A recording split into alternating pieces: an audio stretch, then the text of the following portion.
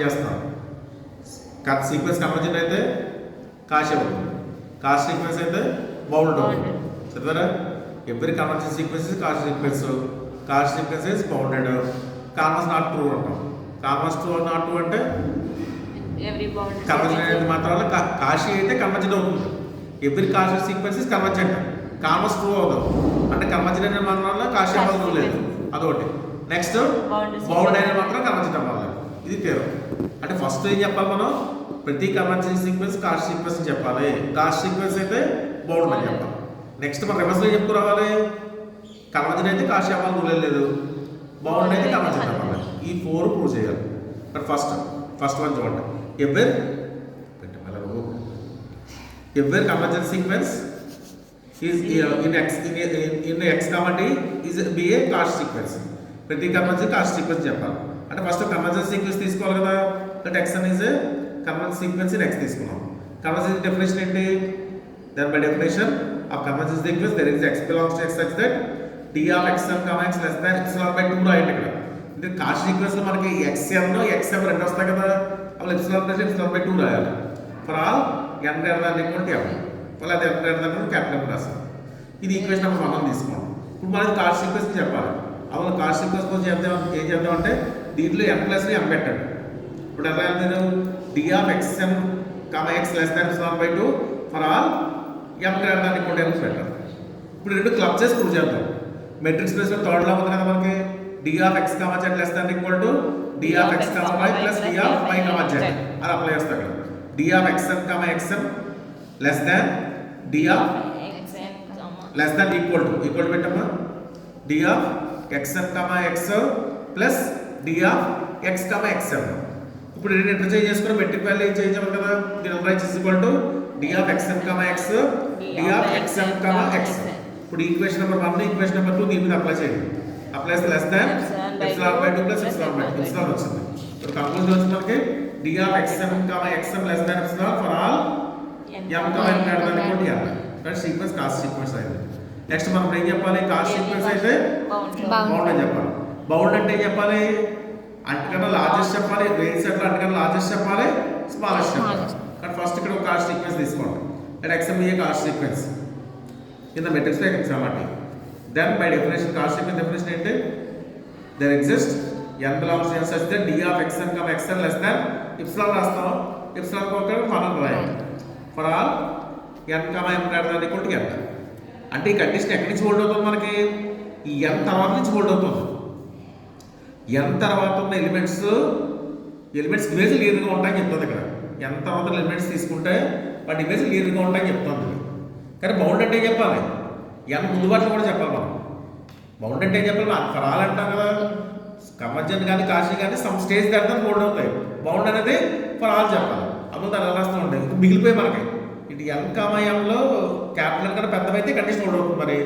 మరి చిన్నవైతే ఏమవుతుంది? అది రాసుకుంటాం ఇక్కడ. కాబట్టి చిన్నవైతే అంటే ఇక్కడ ఇటు పక్క ఎలిమెంట్ తీసుకున్నాం అనుకోండి. అప్పుడు d of xm, xp, xq తీసుకున్నాను.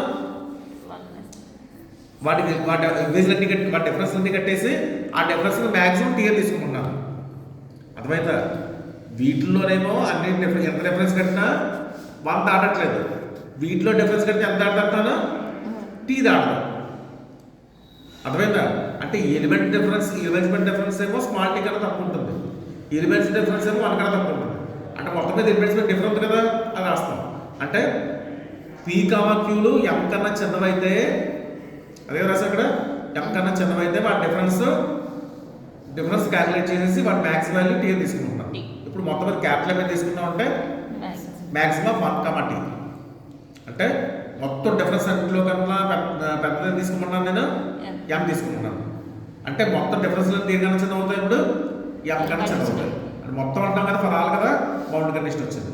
Therefore d of xn, xm less than m for all m, n belongs to m. For all condition ఇప్పుడు దేనికి వస్తుంది? బౌండెడ్ వస్తుంది. దేనికి సీక్వెన్స్ బౌండెడ్. అర్థమైందా? నెక్స్ట్ ఇప్పుడు కామర్స్ నాట్ ట్రూ అని చెప్పాలి. కామర్స్ అంటే ఏం చెప్పాలి? కాస్ట్ సీక్వెన్స్ కన్వర్జెంట్ అయితే కాస్ట్ సీక్వెన్స్ ప్రూవ్ చేస్తాం. కాస్ట్ అయితే కన్వర్జెంట్ అవ్వాలి లేదో ప్రూవ్ చేయాలి. దానికి ఎగ్జాంపుల్ ఇవ్వాలి. ఎగ్జాంపుల్ కౌంటర్ ఎగ్జాంపుల్ అంటారు. అర్థమైందా? కన్వర్జెంట్ అయితే కాషి అయితే కన్వర్జెంట్ అవ్వదు అని చెప్పడం ఎగ్జాంపుల్ ఇవ్వడం అనుకోండి. దానికి అంటే స్టేట్మెంట్కి మీరు చెప్పాలి. దానికి ఎగ్జాంపుల్ ఇస్తాం. ఎగ్జాంపుల్ యాక్చువల్లీ x అనేది 1/n అని డిఫైన్ చేశాను. x అంటే equal to 1/n. A metric స్పేస్లోనూ ఓపెన్ 0 క్లోజ్ 1 మెట్రిక్ స్పేస్లో తీసుకున్నాను. ఎందుకంటే నేను కాంట్రాక్షన్ చెప్పాలి కదా, ప్రూవ్ అవుతుందని చెప్పాలి. దానికోసం చేయాలి. ఎక్కడైతే ఫెయిల్ అవుతుందో ఫెయిల్ అయితే మెట్రిక్ స్పేస్ తీసుకోవాలి. మెట్రిక్ స్పేస్ ఏం తీసుకున్నాను? 0, ఓపెన్ 0 క్లోజ్ 1. ఓపెన్ 0 క్లోజ్ 1 అంటే ఎలిమెంట్స్ ఎక్కడి నుంచి స్టార్ట్ అవుతాయి? 0.00 1 నుంచి స్టార్ట్ అవుతాయి. 0 ఉండదు, 1తో ఎంటర్ అవుతాయి. అంటే ఈ ఇంటర్వల్లో 0 ఉండదు మనకి. కానీ ఇది లిమిట్ కట్టండి. xn is equal to 1/n. దాని లిమిట్ కడితే ఎంత వస్తుంది? n tends to infinity అయితే 1/n ఎంత అవుతుంది మనకి? n tends to infinity అయితే n maximum అయితే 1/n వాల్యూ ఎంత? 0.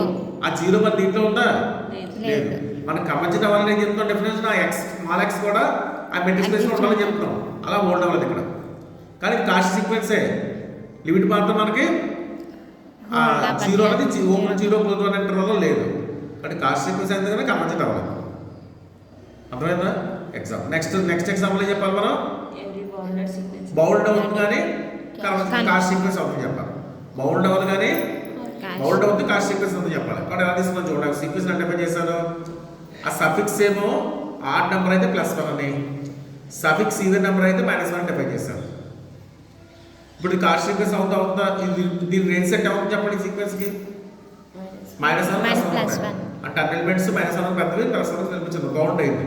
కాస్ట్ అవుతుందా అవుదా?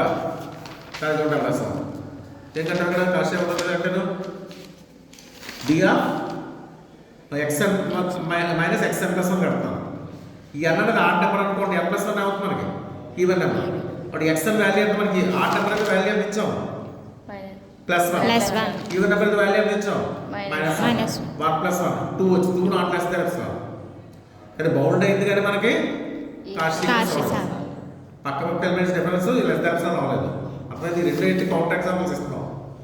అర్థమైందా? ఫస్ట్ ఎగ్జాంపుల్ దేనికి ఇచ్చాను నేను? కాస్ట్ అవుతుంది కానీ నెక్స్ట్ ఎగ్జాంపుల్ దేనికి ఇచ్చాం మనం? అర్థమైందా? ఇవి గుర్తుపెట్టుకోండి. Very important.